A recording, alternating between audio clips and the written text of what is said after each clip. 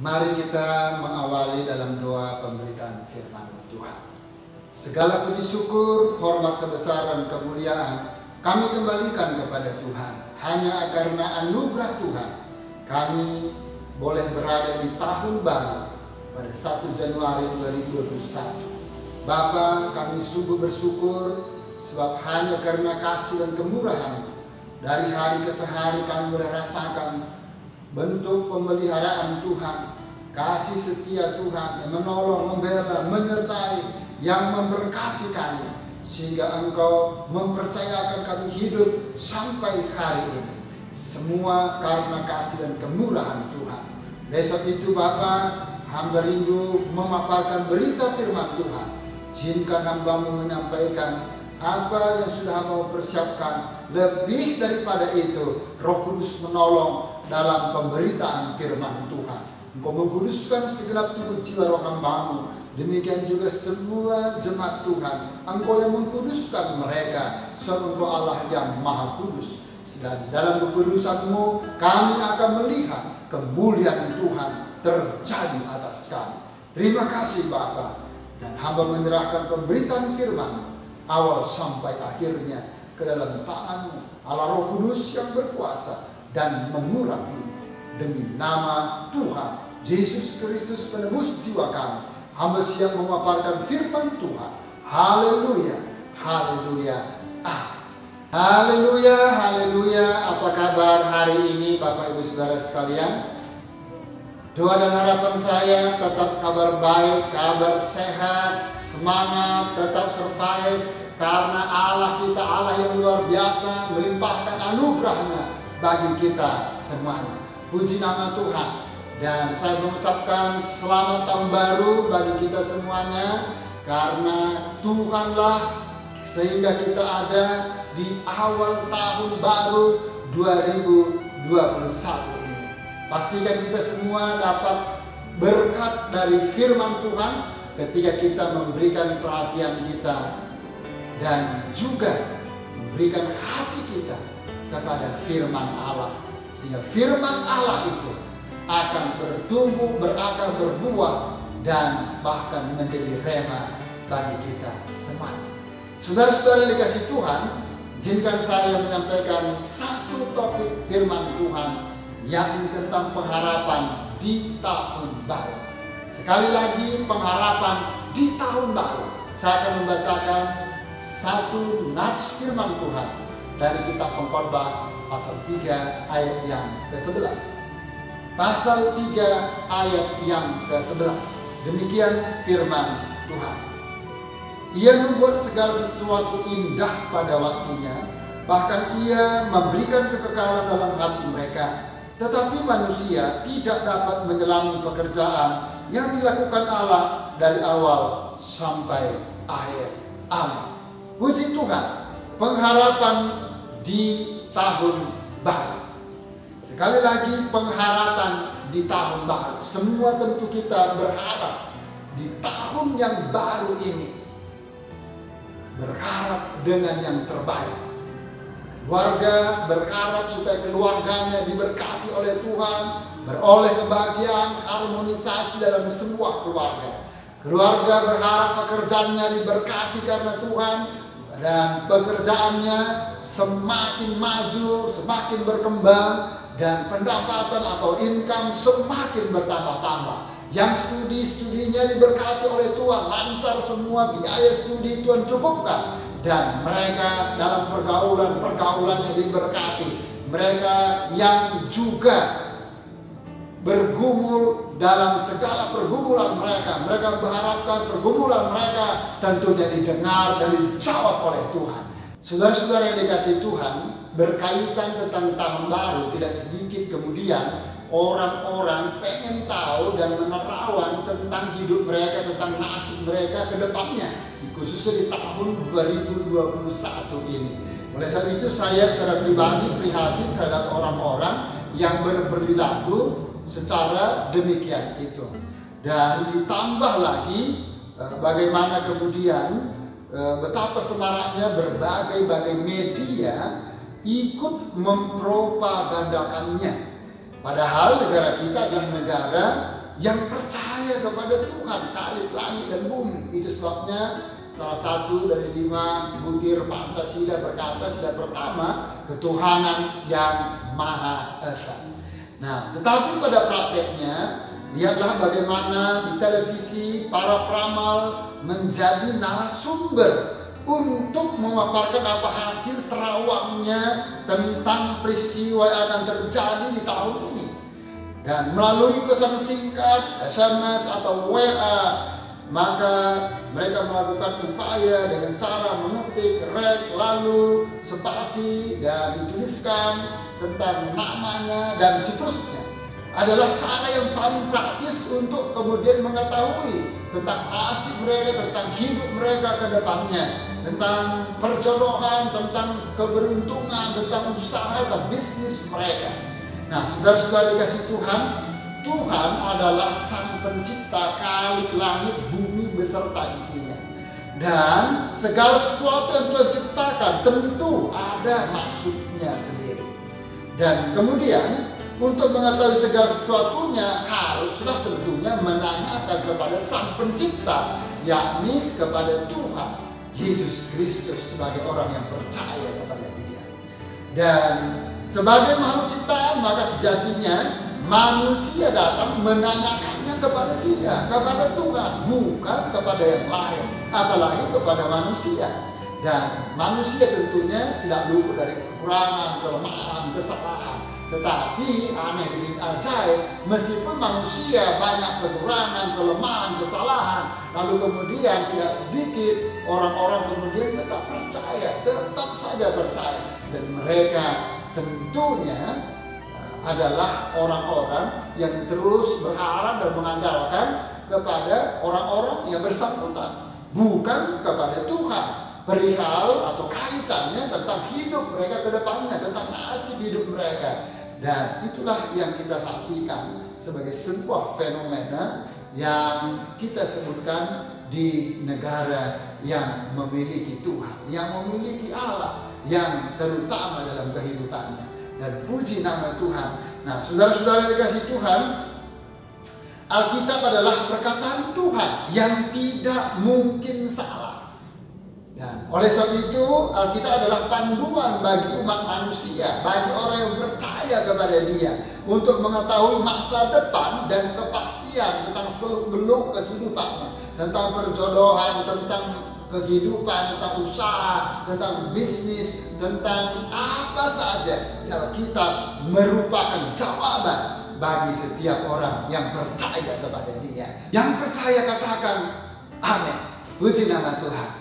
Saudara-saudara yang kasih Tuhan, sekarang pertanyaan yang dapat kita ungkapkan adalah, apakah pengharapan kita di tahun baru ini? Tentu semua ingin bertanya dan berharap tahu apa pengharapan kita di tahun 2021 ini.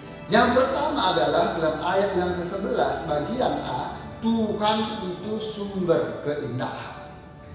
Tuhan menjamin bahwa Ia membuat segala sesuatu indah pada waktunya. Haleluya.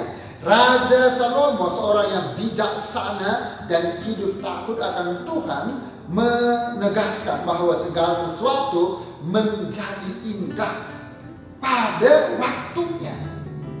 Nah, Alkitab menjelaskan perihal makna indah dalam berbagai pengertian. Yang pertama, bagaimana kita memaknai kata indah di sini.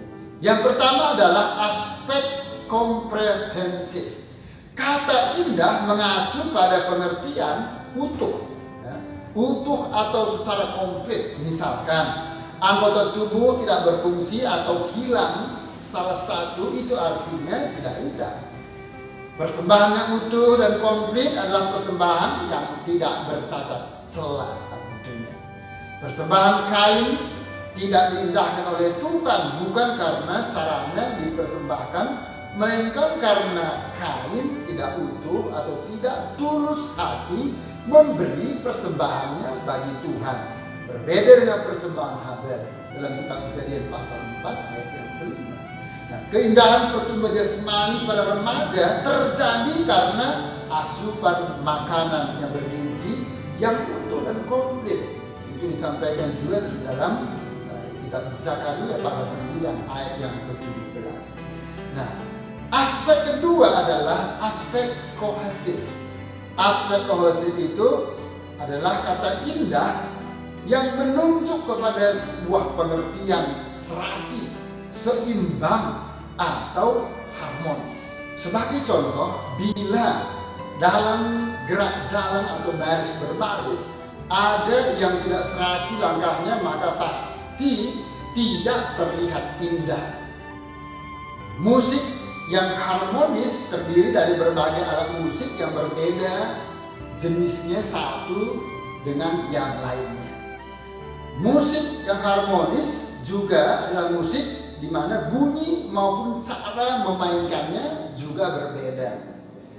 Namun karena dipandu secara harmonis, maka menghasilkan nada yang terdengar indah di dalam telinga. Dan begitu pula dengan kerukunan atau keharmonisan yang tercipta dalam suatu kumpulan jemaat Tuhan adalah suatu keindahan di mata Tuhan. Pantaslah bila di kumpulan seperti itu Tuhan memerintahkan berkat dan kehidupan untuk selama-lamanya. Itulah sebabnya Mazmur berkata dalam pasal 133 ayat 1 bahwa Tuhan melihat suatu keindahan dalam persekutuan. Nah, sekarang aspek yang ketiga adalah aspek kepribadian. Masih berkaitan tentang kata indah. Kata indah bukan menunjuk kepada kecantikan luar, outer beauty, tetapi kecantikan dari dalam, yaitu inner beauty. Dan keindahan atau kecantikan seorang istri bukan semata dikarenakan mutiara atau perhiasan yang begitu melimpah bagaikan toko berjalan yang tengah dipakai. Itu semua bicara tentang outer beauty. Tetapi karena kepribadiannya, yakni inner beauty, yaitu cantik dari dalam. Nah, begitu pula dengan kedatangan para pembawa kabar baik. Dan tentunya keindahan yang dimaksudkan di sini bukan karena wajah mereka yang cantik ataupun rupawan dan penampilan mereka yang menawan, akan tetapi bahwa apa yang dihasilkan mereka dari dalam hati yang kemudian menghasilkan sesuatu yang indah, baik di mata, di telinga, terlebih di dalam hati orang yang dapat merasakan dan mengalami sebagai sebuah output dan dampak yang secara nyata. Puji nama Tuhan. Saudara-saudara yang dikasihi Tuhan, manusia seringkali melihat, menilai apa yang bisa mereka lihat, sejauh yang mereka bisa lihat, dan mereka maknai hanya sebatas dari luar. Tetapi Tuhan melihat sampai kejauhan di dalam hati kita. Dan oleh sebab itu saudara-saudara, camkanlah bahwa Allah akan membuat segala sesuatunya menjadi indah, baik secara luar terlebih juga dari dalam hati kita. Tuhan membuat segala sesuatunya menjadi indah. Puji nama Tuhan. Kemudian yang kedua, Tuhan itu sumber pengharapan. Masih ayat yang ke-11 bagian B. Hal yang kedua yang dikerjakan oleh Allah adalah memberikan pengharapan hidup. Nah, kata kekekalan dalam hati dalam ayat yang ke-11b menunjuk kepada suatu keinginan yang terus-menerus, yang tidak pernah berhenti, yang secara kontinu. Dan untuk mengetahui bagaimana hasil akhirnya, keinginan kuat dalam diri atau kekekalan dalam hati itu rupanya berasal dari Tuhan dan bukan diproduk oleh manusia. Dan itu merupakan anugerah Allah kepada manusia, kepada Anda, kepada saya. Hal ini menunjuk kepada suatu pengharapan hidup. Saudara-saudara yang dikasihi Tuhan, pengharapan adalah sesuatu yang didambakan oleh setiap insan manusia. Dan bagi orang-orang yang tidak memiliki pengharapan, maka akan sangat mudah sekali bagaimana keadaan yang sedang terjadi di alam sekitarnya, dengan situasi kondisi yang tengah terjadi di sekitar mereka sendiri. Dan kemudian kehidupan semata terfokus kepada apa yang sedang terjadi. Pola pikir mereka, sikap hidup mereka, tindakan mereka sangat dipengaruhi oleh keadaan yang tengah terjadi, yang tengah mereka alami. Itu bagi orang-orang yang tidak punya pengharapan yang kuat kepada Tuhan. Dan kehidupan, sekali lagi, fokusnya kepada apa yang sedang terjadi, bukan pada apa yang akan terjadi ke depannya, tapi apa yang dilihat sebatas oleh mata, bukan apa yang dilihat oleh mata rohani dengan mata pengharapan kepada Tuhan. Dan itulah sebabnya maka kemudian ia berorientasi melihat apa yang sedang terjadi dan tidak memiliki kemampuan untuk melihat ke depannya, bakal apa yang terjadi, yang Tuhan kerjakan, melampaui pola pikir, imajinasi, bayangan, ekspektasi mereka. Tidak ada kemampuan untuk melihat semacam itu. Dan kemudian secara psikis ia pasti mengalami kerapuhan. Ini menjadi dampak yang buruk tentunya bagi orang yang tidak punya pengharapan kepada Tuhan. Dan maka kemudian akibatnya timbul perasaan gagal, timbul kemudian kehidupan yang sia-sia, yang mengarah kepada suatu keadaan yang frustasi, suatu kesedihan yang mendalam, suatu tekanan hidup, depresi, bahkan bertendensi kepada bunuh diri. Saudara-saudara yang dikasih Tuhan, saya akan kembali membacakan ayat nats kita. Ia membuat segala sesuatu indah pada waktunya, bahkan ia memberikan kekekalan dalam hati mereka.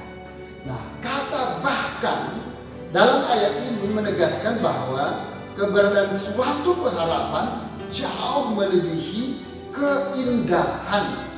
Sekali lagi, jauh melebihi keindahan lahiriah maupun material yang kita miliki. Harapan adalah kekuatan yang menjamin keberhasilan hidup manusia, baik pada masa kini maupun masa yang akan datang. Semangat itulah yang akan memampukan untuk terus bertahan hidup. Semangat apa? Yakni semangat yang memiliki harapan, yang memiliki semangat untuk hidup, semangat yang bertahan hidup. Nah, walaupun saat itu ia sedang terapung-apung di tengah lautan lepas, dan dia tetap memiliki semangat hidup sampai kepada titik nol. Dia tidak pernah menyerah walau keadaan yang begitu sulit, bahkan secara nalar tidak mungkin ada lagi harapan untuk hidup. Dan di tengah situasi itu pun, maka orang-orang yang memiliki pengharapan, dia masih bisa hidup karena harapannya yang dia tujukan kepada Allahnya di dalam Tuhan Yesus Kristus. Puji nama Tuhan. Nah, saudara-saudara yang dikasihi oleh Tuhan, pengharapan juga sebagai jaminan untuk beroleh hidup kekal. Manusia dituntut untuk berhasil dalam kehidupan saat ini. Sekali lagi, bahwa manusia tidak dituntut untuk berhasil dalam kehidupan saat ini saja, tetapi kerinduan Allah terhadap umatnya agar mereka juga berhasil dalam kehidupan di masa kekekalan, berhasil di masa yang akan datang. Dan puji nama Tuhan. Nah, di planet bumi ini, maka saudara dan saya, Tuhan izinkan kita hidup hanya sementara. Yakni pemazmur berkata 70 atau 80 jika kuat. Dan kebanggaannya hanyalah duka cita, kesengsaraan, penderitaan. Itulah yang mewarnai kehidupan ketika manusia diizinkan hidup 80 lebih. Dan kemudian pertanyaannya, ya, bagaimana dengan kehidupan di sorga? Maka kehidupan di sorga adalah kekal, tidak lagi mengalami kematian, tidak lagi berada di dalam pembatasan waktu. Dia hidup kekal. Dan oleh sebab itu, ini adalah suatu harapan bahwa orang yang punya pengharapan kepada Allahnya, dia adalah hidup yang kekal bersama dengan Tuhan. Pertanyaannya adalah, sudahkah kita memiliki pengharapan yang pasti untuk menuju hidup kepada kekekalan itu? Alkitab memberikan satu jalan kepastian kepada hidup yang kekal itu di dalam Tuhan Yesus Kristus. Nah, saudara-saudara, Yesus adalah sumber pengharapan bagi setiap manusia yang percaya kepadanya. Pengharapan kepada Yesus menjadikan manusia berdosa tidak lagi mengalami kematian kekal, tidak lagi mengalami penghukuman yang kekal. Sebab ada janji yang pasti diberikan kepada setiap orang yang menaruh pengharapannya kepada Tuhan, yakni dosanya diampuni oleh Tuhan dan penghukuman dibebaskan oleh Tuhan, dan Tuhan menggantikan sebuah anugerah yang begitu besar. Dan melalui anugerah itulah orang yang bersangkutan akan diizinkan masuk kepada kekekalan, yakni kerajaan sorga yang kekal. Yang percaya katakan amin. Puji nama Tuhan. Sekarang poin yang ketiga adalah hidup tidak pernah luput dari misteri. Ayat 11 bagian terakhir atau bagian C. Dalam kehidupan ini selalu saja ada misteri kehidupan yang sulit untuk dimengerti secara akal. Pendek kata, semua orang yang hidup pasti senantiasa dihampiri oleh beretan atau daftar misteri di dalam kehidupannya. Mulai dari bayi sampai kepada sepuh atau lanjut usia, yang namanya daftar misteri tidak akan pernah luput untuk menghampirinya. Nah, dengan kemampuan akali, manusia berupaya untuk memecahkan misteri yang terjadi, yang diizinkan datang kepadanya. Tetapi nyatanya manusia tidak mampu mengatasinya.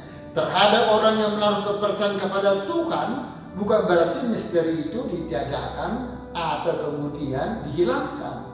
Nah, tetapi Tuhan memberikan kemampuan untuk menerimanya dengan penuh ketabahan dan dengan penuh kebijaksanaan, penuh pencerahan, penuh pengertian. Itulah menjadi suatu perbedaan antara orang punya pengharapan kepada Tuhan dan orang yang di luar pengharapannya kepada Tuhan. Nah, suatu misteri bukan menunjuk ketidakadaan, tetapi ketidaktahuan orang yang bersangkutan. Nah, Budi yang baru dulu di kelas 2 SD diajar oleh gurunya berhitung sampai pada perkalian angka 9. Ketika ditanya tentang perkalian di bawah angka 9, maka Budi mampu menjawabnya. Contohnya, berapa 3 kali 5? Dengan lugas Budi menjawab 15. Lalu berapa 6 kali 7? Dengan tangkas Budi menjawab 42. Selanjutnya ditanya berapa 11 kali 2? Sejenak merenung, lalu Budi menjawab, tidak ada Bu Guru, tidak ada Pak Guru. Budi menjawab tidak ada bukan karena perkalian 11 kali 2 itu tidak ada, tetapi karena dia belum diajar oleh gurunya perkalian di atas angka 9. Dengan kata lain, Budi belum mencapai level sampai kepada pertanyaan yang bersangkutan.